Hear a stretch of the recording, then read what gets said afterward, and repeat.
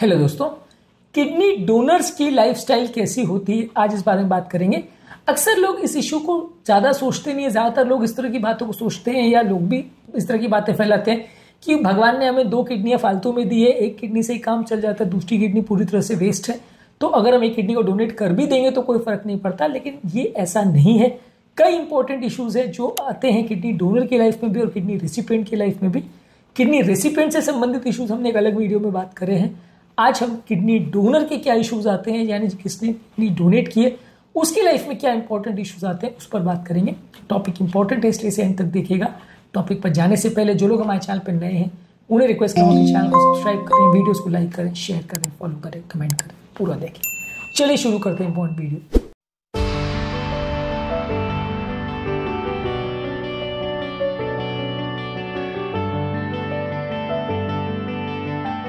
सबसे पहले तो एक चीज समझने की आवश्यकता है कि कोई भी व्यक्ति अगर सोचता है कि मैं अपने फादर को या अपनी मदर को या अपने किड्स को या किसी रिलेटिव को किडनी डोनेट कर दूंगा तो वो फाइनल हो गया, ऐसा नहीं होता। किडनी को प्रॉपरली मैच करना जरूरी है।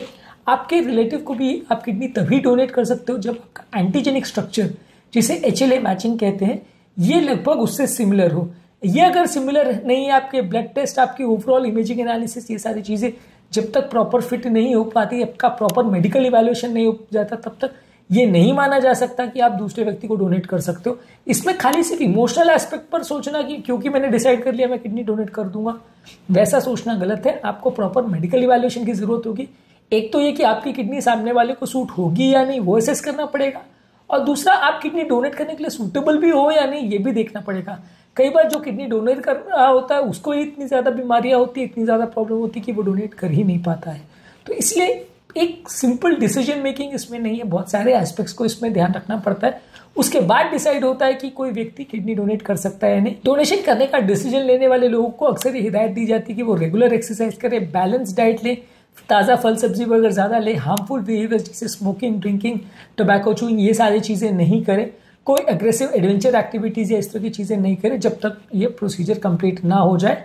ये सारी चीज़ें हैं प्री डोनर कंसिडरेशन में, यानी प्री सर्जरी वाले पेशेंट्स में। अब बात करेंगे सर्जरी होने के बाद का क्या इशू, यानी एक बार आपने किडनी डोनेट कर दी तो फिर क्या इंपॉर्टेंट इश्यूज आएंगे। टिपिकली डोनर जो है उसको भी 5 से 7 दिन हॉस्पिटल में रखा जाता है, उसके बाद उसको डिस्चार्ज किया जाता है। उसके बाद लोगों की फिजिकल एक्टिविटीज को कुछ वीक्स तक रिस्ट्रिक्ट किया जाता है, उनको हेवी वेट लिफ्टिंग के लिए मना किया जाता है, और स्ट्रेनस एक्टिविटीज एटलीस्ट 6 हफ्ते तक उनको मना किया जाता है। ऐसा इसलिए क्योंकि सर्जिकल वुंड को हील होने में और पेशेंट की लाइफ को नॉर्मल आने में लगभग 4 से 6 हफ्ते का टाइम लगेगा। तो इस दौरान आपको बहुत हेवी काम नहीं करना है, बहुत हेवी डोज एक्सरसाइज नहीं करना है, बहुत हेवी डोज प्रोटीन्स नहीं खाना है, और थोड़ा सा रेस्ट्रिक्टेड एक्टिविटीज पे 1.5 महीने तक रहना है। इसके अलावा किडनी डोनर्स को रेगुलर मेडिकल हेल्थ चेकअप की भी जरूरत होती है, इसलिए कि वो डोनेटेड किडनी के बाद उनके पास भी एक ही किडनी बचती है और वो एक किडनी से काम मुश्किल से चल पाता है। मतलब काम चल जाएगा आपका, आप किडनी फेलियर में नहीं जाओगे, लेकिन वो एक किडनी को आपको संभाल के रखना बहुत जरूरी है। इसीलिए वो एक किडनी के लिए आपको रेगुलर हेल्थ चेकअप्स की आवश्यकता होगी। ऐसा नहीं है कि आपने किडनी डोनेट कर दिया और उसके बाद 10 साल तक आपको कोई दिक्कत नहीं आएगी। ऑब्वियसली जिसने किडनी रिसीव किया उसको ज्यादा दिक्कत आती है, क्योंकि उसको इम्यूनोसप्रेसेंट्स और बहुत ज्यादा मेडिसिन भी लेनी पड़ती है, और उसके शरीर में ऑलरेडी बहुत सारी बीमारियां होती है जिसकी वजह से किडनी ट्रांसप्लांट की होती है, तो उसकी लाइफ ज्यादा खराब होती है किडनी डोनर के कंपैरिजन से। लेकिन किडनी डोनर को भी बिल्कुल नॉर्मल लाइफ है, कोई दिक्कत कभी नहीं आएगी, ऐसा बिल्कुल नहीं है। उनको भी रेगुलर मेडिकल हेल्थ चेकअप्स कराने पड़ते हैं, उनको भी रेगुलर अपना ध्यान रखना पड़ता है, प्रॉपर डाइट का ध्यान रखना पड़ता है, उनको बैलेंस डाइट प्रॉपर लेना पड़ता है, बहुत हाई प्रोटीन डाइट नहीं ले सकते, बहुत अग्रेसिव एक्टिविटीज नहीं कर सकते, डिहाइड्रेशन नहीं होना चाहिए। अगर कोई कारण से सडन डिहाइड्रेशन हो गया तो आपकी एकमात्र किडनी जो है वो सडनली फेल हो जाएगी और उसके बाद आपको किडनी ट्रांसप्लांट की जरूरत पड़ जाए, ऐसी सिचुएशन भी आ सकती है। इसीलिए कई लोग जो ऐसा सोचते हैं कि किडनी मैं बेच दूं या मैं फाइनेंशियल रीजंस के लिए ऐसा कर दूं, ये सब चीजें मत सोचिए, क्योंकि आप अगर इस तरह का चीजें सोचते भी तो उसकी लाइफ पूरी तरह से बाद में नॉर्मल नहीं होने वाली है। काफी पेशेंट्स की इसके बाद लाइफ कॉम्प्रोमाइज हालत में ही रहती है, और काफी पेशेंट्स के साथ ऐसा होता है कि उसके बाद जो ट्रांसप्लांटेड किडनी है किसी कारणवश वो एकमात्र किडनी भी उनकी डैमेज हो जाती है और उसके बाद उनको पछताना भी पड़ सकता है। तो इसीलिए किडनी डोनर के लिए अपनी लाइफ को भी प्रॉपरली मेंटेन करना, रेगुलर मेडिकल हेल्थ चेकअप करना और अपनी एकमात्र किडनी को बहुत सावधानी पूर्वक संभाल के रखना बहुत जरूरी है। नहीं तो उसको भी इस किडनी डोनेशन के लिए बाद में परेशान होना पड़ सकता है, पछताना पड़ सकता है। इसके अलावा आपको अगर कोई ऐसे रिस्क फैक्टर्स हैं जैसे कि बीपी, शुगर, कोलेस्ट्रॉल या ऐसी कोई और बीमारी जो आपकी किडनी को डैमेज कर सकती है, कोई ऑटो इम्यून डिजीज वगैरह है, कोई इन्फ्लेमेटरी डिसऑर्डर्स है जो किडनी को डैमेज कर सकते हैं, तो उनका अप्रोप्रिएटली ट्रीटमेंट करना और उनके लिए रेगुलर जांचें करते रहना भी जरूरी है। तो मतलब एक फाइनेंशियल बर्डन आपके ऊपर ऐड हो जाएगा लाइफ टाइम के लिए कि आपको हर 6 महीने में जांचें कराते रहना पड़ेगा, हर 6 महीने में आपको हर तरह के पैरामीटर्स चेक करते रहने पड़ेंगे कि आपका किडनी सही काम कर रहा है कि नहीं, आपको बीपी, शुगर, कोलेस्ट्रॉल या ऐसा कोई प्रॉब्लम तो नहीं हो गया, आपका ओवरऑल कोई और मेटाबॉलिक प्रॉब्लम्स चालू तो नहीं हो गया जिससे आपकी किडनी को खतरा हो सके। तो इसलिए आपको अपने सारे पैरामीटर्स रेगुलरली चेक करते रहना पड़ेगा, आपको रेगुलर डॉक्टर के फॉलोअप पे रहना पड़ेगा ताकि आपको कोई इश्यूज नहीं हो। हालांकि देखिए ये एक ऐसा फील्ड है जिसमें कई लोग डिसएग्री भी करेंगे, कई लोग बोलेंगे लगभग ठीक रहता है, कोई इतना दिक्कत नहीं आती है, लेकिन मेरा ऐसा सजेशन ये है कि आपको ज़्यादा सावधानी रखना ज़रूरी है, क्योंकि कई बार अगर आप सिंगल किडनी पर हो और सॉलिटरी किडनी के साथ अगर कोई इश्यूज क्रिएट हो जाते हैं, कभी किसी बीमारी की वजह से सडनली किडनी पर इशू होता है, तो आपकी कंडीशन बहुत जल्दी भी बिगड़ सकती है। तो इसलिए आपको ज़्यादा सावधानी रखना है। 2 किडनी वाले पेशेंट्स के कंपैरिजन में आप एक डिसएडवांटेज पोजीशन में रहते हो जब आपके पास एक ही किडनी है।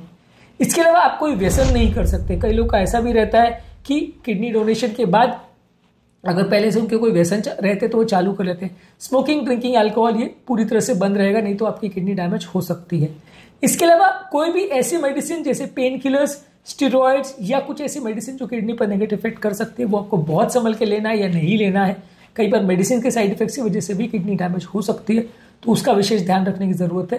कौन कौन सी मेडिसिन है जो आप किडनी को डैमेज कर सकती है और कौन कौन से फैक्टर्स हैं जो किडनी डैमेज कर सकते हैं, ये ऑलरेडी हमने बाकी वीडियोस में डिस्कस किया है, तो वो सब के बारे में जानकारी होना जरूरी है।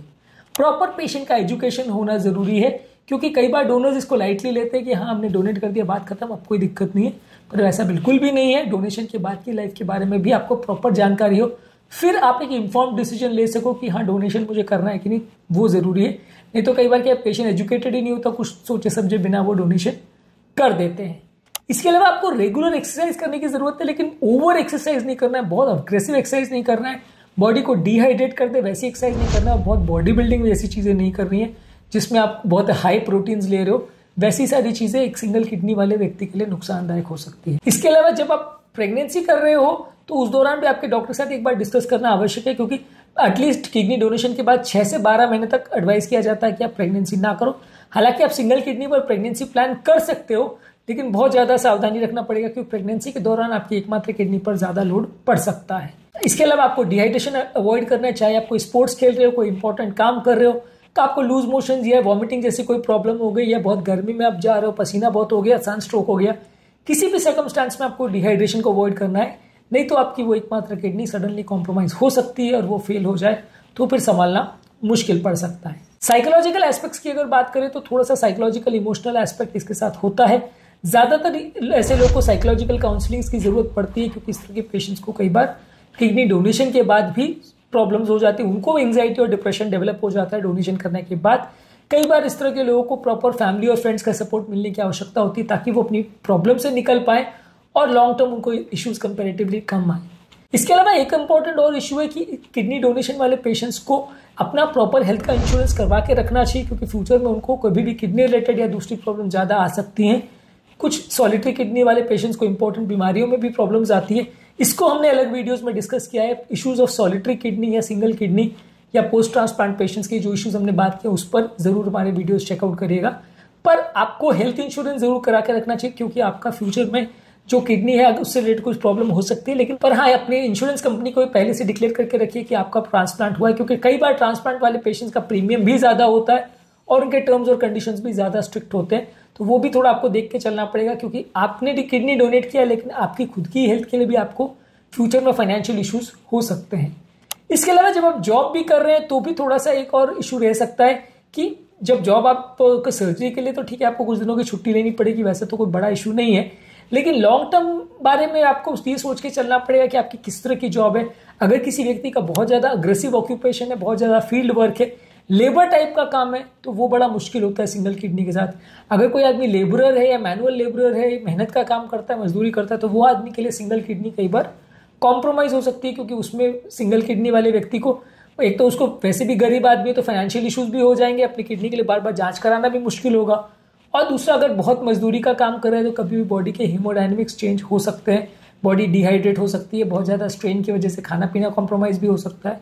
तो वैसे लेबरर टाइप लोगों के लिए अगर वो किडनी डोनेट कर देते हैं तो उनके लिए लाइफ बिल्कुल नॉर्मल रहे ऐसा ज़रूरी नहीं है, उनकी लाइफ कॉम्प्रोमाइज़ भी हो सकती है, उनको बाद में तकलीफ हो ऐसा भी हो सकता है। इसलिए इस तरह के लोगों के लिए पोस्ट ट्रांसप्लांटेशन उनका जॉब करना और खासकर अगर मैनुअल वर्क करना है तो वो एक बड़ा इशू बन सकता है।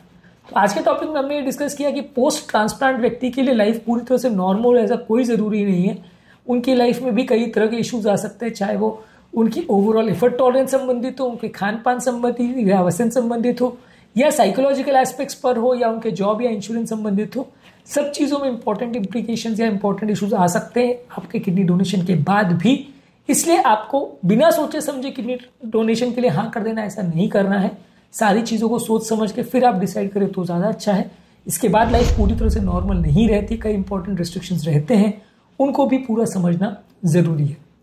तो आज के टॉपिक में हमने बात करी जो व्यक्ति किडनी डोनेट करता है यानी किडनी डोनर है, उसको ट्रांसप्लांटेशन के बाद क्या क्या इंपॉर्टेंट इश्यूज या लाइफ रिस्ट्रिक्शंस आते हैं उस पर अपने डिस्कशन किया, उससे रिलेटेड क्या इंपॉर्टेंट प्रॉब्लम्स आते हैं उस पर बात करी।